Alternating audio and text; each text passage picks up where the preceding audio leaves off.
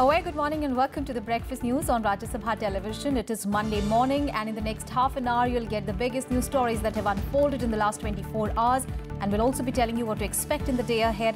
Let us start with the headlines. Prime Minister says fight in Himachal Pradesh one-sided, promises development and better governance. Chief Minister Veerbhadra Singh counters no hindrance in Congress's prospects. Vice President calls for better healthcare facilities in remote areas, advocates yoga and exercise to battle diseases due to sedentary lifestyles and changing eating habits.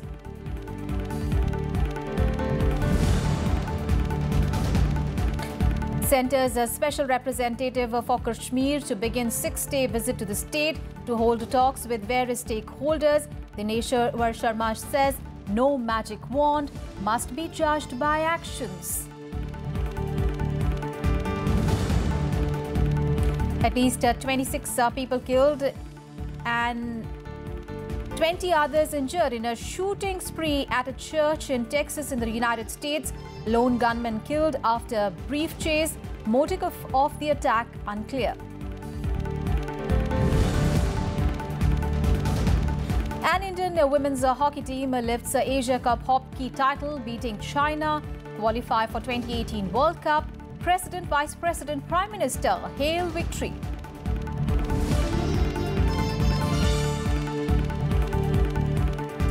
First up, let's bring you some news from poll-bound Himachal Pradesh.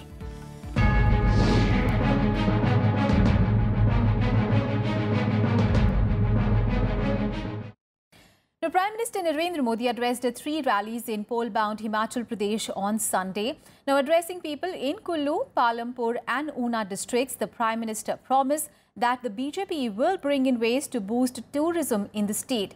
He also assured that a BJP government would work with the centre to deliver on its promises of development and better governance. Now, attacking the ruling Congress party in the state, the Prime Minister said that corruption is the only identity of the party.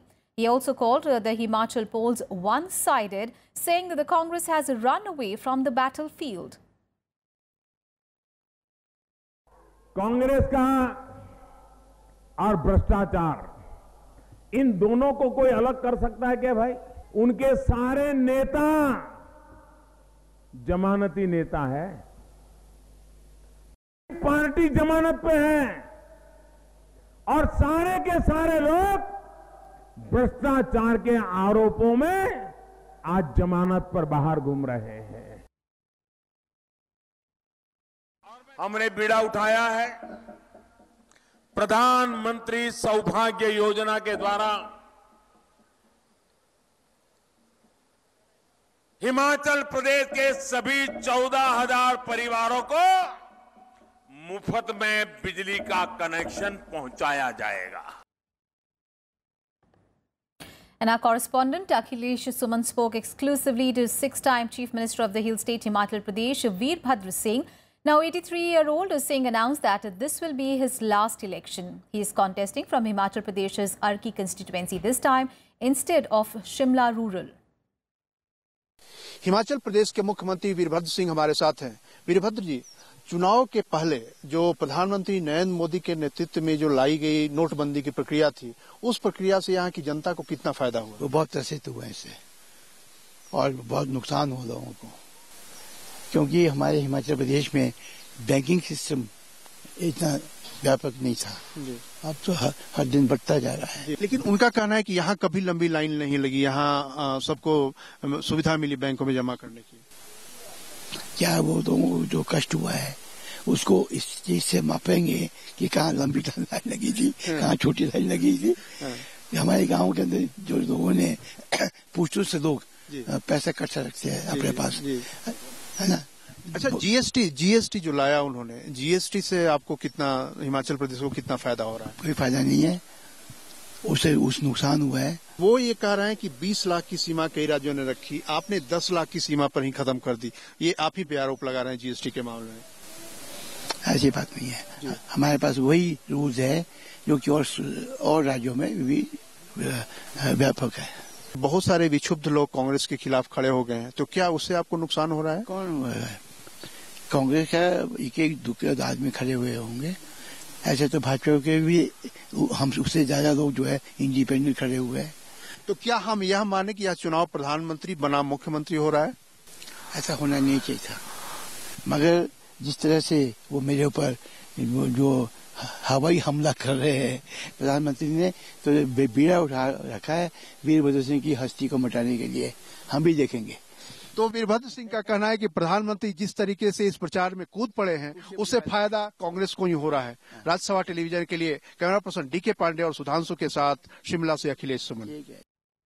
And Congress Vice President Rahul Gandhi will address 3 election rallies in the Hill State today. He will speak at 3 back-to-back meetings in Sirmaur, Chamba and Kangra districts.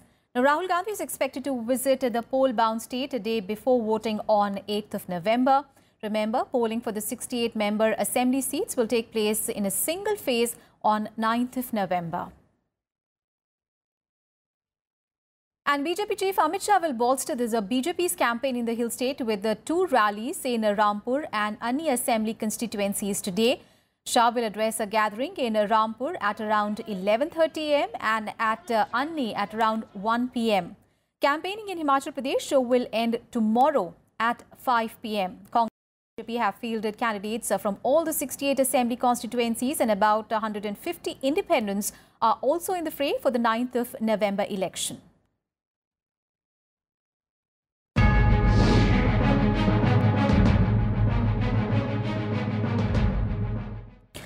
Let's get to some other news now. President Ramnath Kovind remembered the supreme sacrifice made by the security forces during anti-Naxal operations in Chhattisgarh. He was addressing the valedictory ceremony of statehood celebrations in Naya Raipur on Sunday. Now, congratulating the people of the state, the president said that the state has immense potential and is an example of development of a small state. He also hailed the public welfare schemes of the Raman Singh-led BJP government in the state. Today, the president is scheduled to visit Girodhpuri, the birthplace of saint and social reformer Guru Ghasidas Baba.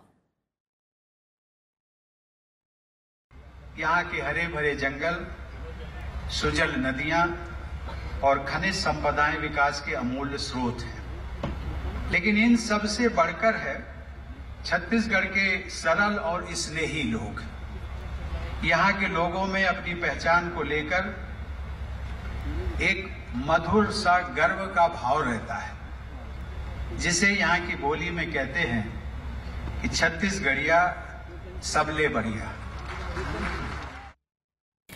And President Ramnath Kovind has also said that there is immense potential in the food processing industry in the country. Now, addressing the closing ceremony of the World Food India 2017, President Kovind expressed concern over the wastage of food and said that modern techniques should be used to eradicate the problem. Now, during the 3-day event, several agreements worth thousands of crores of rupees were signed for food processing between India and foreign companies. Minister of Food Processing Industries, Harsimrat Kaur Badal, said that only 10% of the fruits and the crop production in the country can be maintained and processed in the present scenario. Badal said that 41 mega food parks and cold chain units are being set up in the country with the help of foreign investment. Food is culture, but food is also commerce. India's food consumption is currently valued at US $370 billion. It is expected to reach US $1 trillion by 2025, in less than a decade. There are opportunities across the entire food value chain in India, including post-harvest facilities, logistics, cold chains, and manufacturing. It is a sector with a large business appetite. A country like India, where we just process 10%, where we have huge amounts of potential, where our yields are concerned, I often think that if we control our wastage, bring that down to zero, if we increase our yields, we will definitely be ready to become the global food factory and actually be able to feed the entire globe. And India has, for the first time, broken into the club of 100 nations easiest to do business in. While there has been a substantial progress, India, however, still lags in areas such as starting a business and dealing with the construction permits. In starting a business, India has the time needed to register a new business. However, procedures are still cumbersome for local entrepreneurs. Take a look at this report. Parizad is busy attending to potential customers of her newly formed startup company. A former flight attendant, she started her aviation company for ground handling services 6 months ago. It was a jarring change from living on a paycheck to living on a dream for her. Parizad, a first-generation entrepreneur, lauds the government's efforts to recognize her business venture under the banner of Startup India, but says that challenges of funding and regulations remain. In terms of regulations, yes, let's just say it's not been the easiest to work around getting your clearances, because there are a lot of steps that you need to fulfill. Over 200 startups closed down out of 6,000 launched in 2016. However, there is no country in the world that has a 100% success record of startups, and the failure or success of any startup also depends on the idea that drives it. Lack of innovation, capital and skilled workforce are the primary reasons behind the failure of Indian startups. No, starting a business is not a problem. Today it takes 15 days to 20 days to register for a startup. It is the innovative mind and the sustainability of that business that is a problem. According to NASSCOM, India is the fastest growing and third largest startup ecosystem in the world after the US and the UK. India has emerged as the third largest startup base, and such ventures are poised to grow 2.2 times to reach 10,500 by 2020, employing over 210,000 people. More than $4 billion was invested in Indian startups, and investors look at domains like health tech, fintech and edutech. Solvency code which has come in, the law which has come in, those will what will promote easy financing, because once the financial institutions are sure that nobody is going to run away with their money, they'll all be accountable, and within a period of 270 days the case would be settled. I think finance for a lot of people who are enterprising, who are young, who are new entrepreneurs, become much easier for them. The government may not be able to provide large-scale employment because of growing automation in several sectors. With the fourth industrial revolution fast changing the world around us, entrepreneurs will lead the way for global job creation. Domestic traffic in India is growing at around 20% annually, while international traffic is increasing at 10%. The Indian aviation sector provides direct employment to more than 2 lakh people and lakhs of indirect jobs. The Economic Survey of 2016-17 called civil aviation in India a potential sunrise sector for growth and employment generation. Reporting from Delhi with camera person Anirban, I'm Kriti Mishra for Rajya Sabha Television. On to some other news now. Vice President M. Venkaiah Naidu, while inaugurating a medical camp at Swarna Bharat Trust at Atkur village in Vijayawada, appealed to the people to practice yoga and exercise regularly to battle health issues. He also cautioned people against modern and sedentary lifestyles. The Vice President also appealed to the NGOs in the private sector to ensure that quality healthcare reaches even the remotest parts of the country. Vice President M. Venkaiah Naidu on Sunday inaugurated a mega health camp at Swarna Bharat Trust in Vijayawada. Expressing concern over the lack of physical activity and modern dietary habits, he said that this is the root cause for lifestyle diseases. Underlining the importance of physical fitness, he also said that people should lead a healthy life by walking, jogging, cycling and practicing yoga. Yoga కానీ వ్యాయామం కానీ ఏది కాకపోతే నడక కానీ ప్రతి ఒక్కరూ జీవితంలో దాని ఒక అంతర్భాగం చేసుకోవాలి. మన నడక ముఖ్యము, మన నడత ముఖ్యము. మన నడత అంటే మన ప్రవర్తన, మన నడక అంటే మన శారీరకమైన శ్రమ. దీన్ని మనం ఒక్కరం భాగస్వాములు చేసుకోవాలి. ఈ పాశ్చాత్య వ్యామోహంతో మనం ఆహారపు అలవాట్లు కూడా కొద్దిగా మారిపోతూ ఉన్నాయి. ఈ ఆహారపు అలవాట్ల విషయంలో కూడా మనం తిరిగి ఆలోచించుకోవాల్సి ఉంది. The Vice President also emphasized on the importance of adequate health infrastructure in rural areas. He urged the centre and the state governments to focus on improving healthcare services in rural and backward areas. He said that inefficiency of some government hospitals was forcing people to get treated at private hospitals.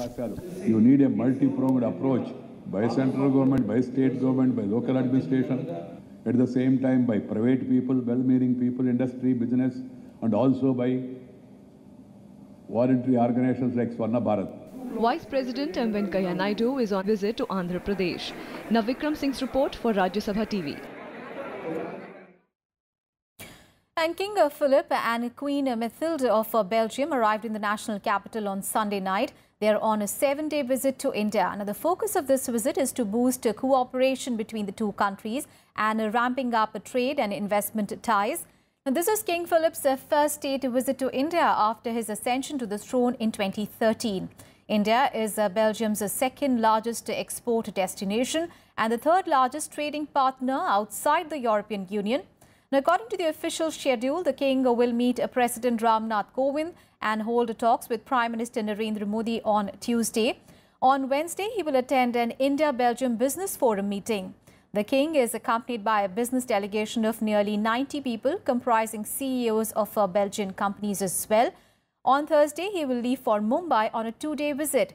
In Mumbai, he will attend a round table of businessmen of a diamond industry and pay a visit to the memorial of the victims of the 2008 terrorist attack. And time for a very short break here. We'll be back with more news. Stay with us.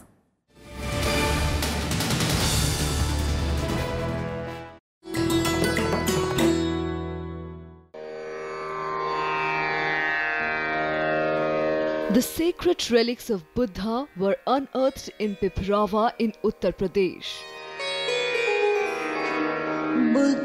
Buddhist monks from all over the world visit the National Museum to pay their respects. These charred bone fragments of Buddha are housed in the gold canopy gifted by the royal family of Thailand.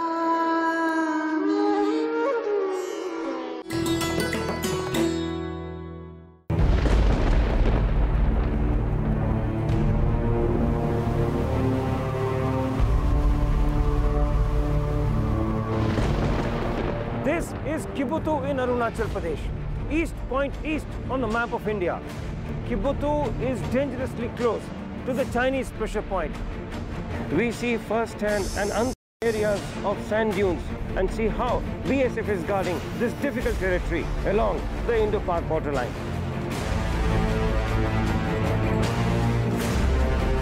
We are now slowly entering into the interior-most parts of the Sir Creek area. Indo-Tibetan Border Police Force justifies each word of this saying. Watch super exclusive episodes of National Security Series only on Rajya Sabha television.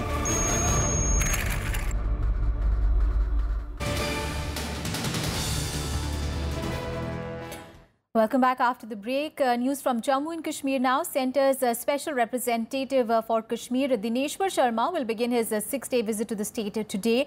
During his visit, the former chief of the Intelligence Bureau will hold talks with the various stakeholders in the state. He will be in Srinagar for 4 days. He will meet political leaders, traders and other delegations there today. This list has been drawn up by the state government. Now, according to PTI, Sharma said that he has his own list of people whom he would meet as well. Remember, Sharma was appointed last month by the centre to initiate and carry forward a dialogue with the elected representatives of various organizations and concerned citizens of the state. Following his appointment, he has said that he would like to counter false sloganeering and propaganda available online and ensure that the youth and students become a party in the peace process. However, separatist groups have said that they will not meet Sharma. More news from Jammu and Kashmir, where 2 militants have been killed in Kashmir as the security forces foiled an infiltration bid. Now, the bid by the Pakistani Border Action Team was foiled near the line of control in Uri sector by the Army and the Jammu and Kashmir police. According to police, there has been no casualty on the Indian side. The army said that the terrorists tried to infiltrate by exploiting difficult terrain conditions along the line of control. They were killed while trying to escape following a gun battle. A large quantity of arms and ammunition and other warlike stores were recovered from the militants.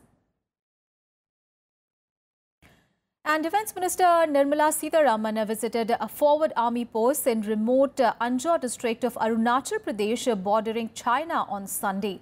She took stock of defence preparedness along the line of actual control. The minister on her maiden visit to the state was accompanied by General Officer Commanding-in-Chief of the Eastern Command, Lieutenant General Abhay Krishna, and other senior army officials as well.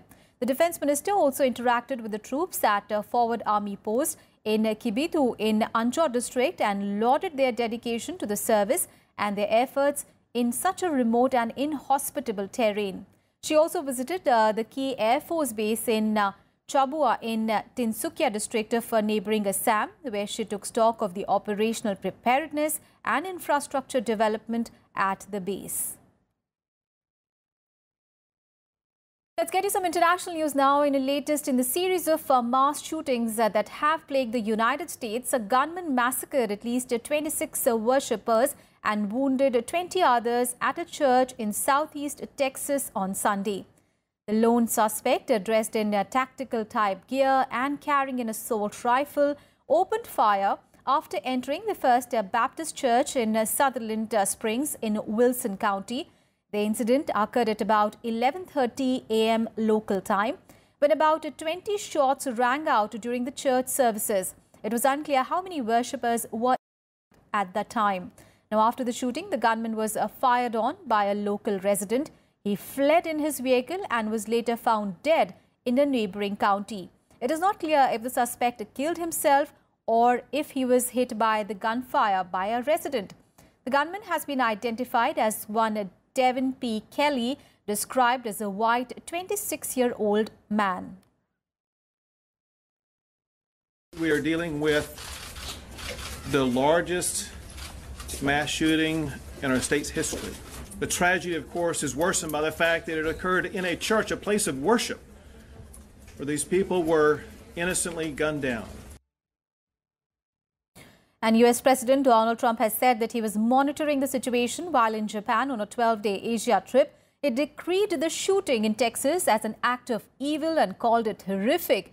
He said on Twitter, "May God be with the people of Sutherland Springs, Texas. The FBI and law enforcement are on the scene." The massacre, remember, comes just weeks after a sniper killed 58 people at an outdoor concert in Las Vegas, the deadliest mass shooting in the modern US history. US President Donald Trump is in Japan on the first leg of his Asia visit. Trump, along with the US First Lady Melania Trump, arrived in Japan's Yokota Air Base on Sunday to begin his 12-day Asia trip. Now, upon arrival, the US President ramped up his tough rhetoric against North Korea, saying that the US and its allies were prepared to defend freedom. Trump told hundreds of cheering US and Japanese troops that no dictator should underestimate US's resolve. Trump has been engaged in an escalating war of words with North's leader Kim Jong-un, trading threats and personal insults. We will never yield, never waver, and never falter in defense of our people, our freedom, and our great American flag. No dictator, no regime, and no nation should underestimate ever American resolve. In the afternoon, Donald Trump and Abe played golf at a course to be used during the 2020 Tokyo Summer Olympics. Later, Trump and US First Lady Melania Trump met for a private dinner with the Japanese Prime Minister Shinzo Abe and First Lady Aki Abe at a restaurant in Tokyo. Trump spoke to the press at the dinner, explaining that he spent a lot of time talking about North Korea and trade. Trump's tour of Asia is the longest by an American president since George Bush in 1992.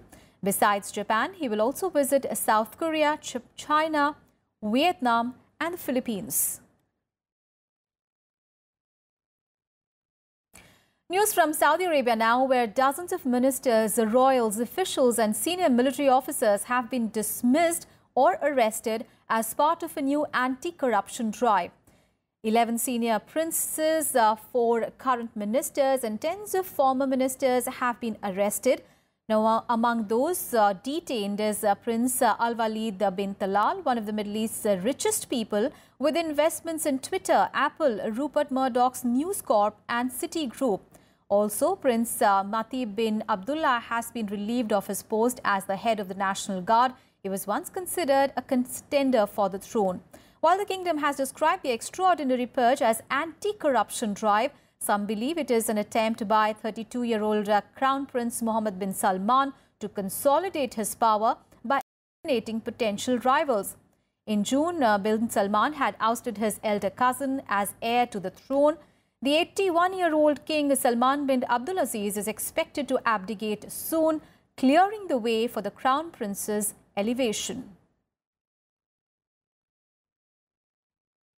يمتلكون سلطة عالية ويمتلكون أيضا رؤوس أموال ضخمة ويمتلكون تجارة ربما يعني منتشرة في أغلب قارات العالم. هذا دليل أيضا على أن الجانب الاقتصادي أيضا.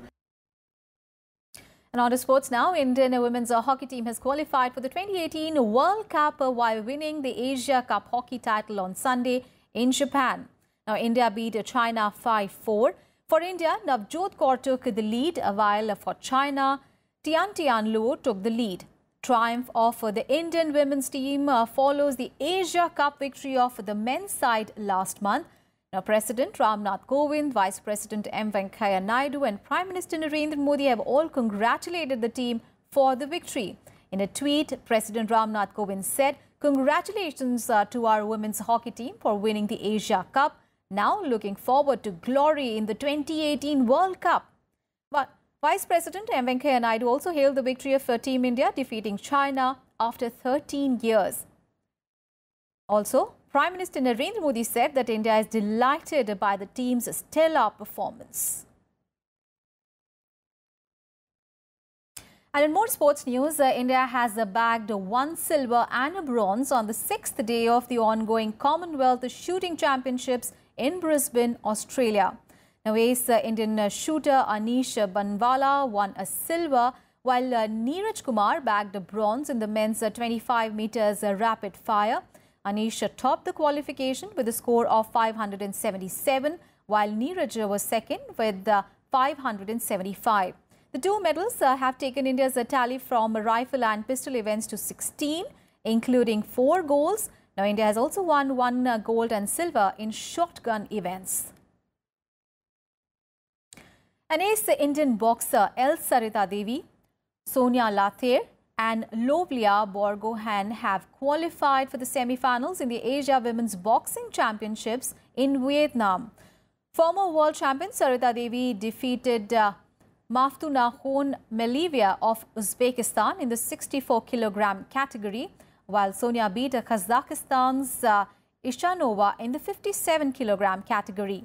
In another match, Borgohan defeated Eknabatar of Mongolia in the 69-kilogram category. News from the world of golf. Ace Indian golfer Shiv Kapoor has clinched the Panasonic Open title in the national capital. Kapoor bagged the title by 3 strokes after bringing home a card of 4 under 68 in the 4th and the final round. Now, this was his first Asia Tour title in India. Kapoor had won the Yedangar Heritage in April and he had finished second at the Thailand Open this season. He had won his first Asia Tour title in 2005 at the Volvo Masters of Asia. That's it from the Breakfast News teams at the moment. Thanks so much for watching. Have a great day ahead.